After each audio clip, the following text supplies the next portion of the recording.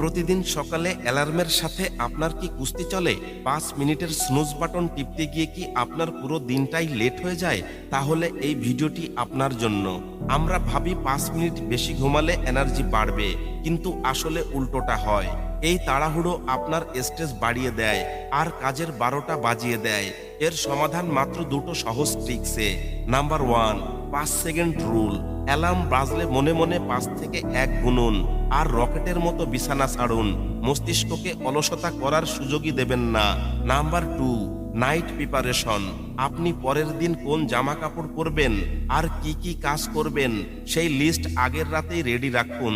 সকালে উঠে কি করব এটা ভাবতেই যেন অর্ধেক ব্রেন পাওয়ার শেষ না হয়ে যায়। মনে রাখবেন, দিনটা আপনার, তাই দিনের নিয়ন্ত্রণটাও আপনার হাতেই থাকা উচিত। আপনি কি আর্লি বার্ড নাকি নাইট আউল? কমেন্টে জানান।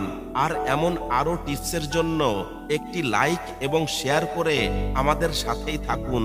ধন্যবাদ।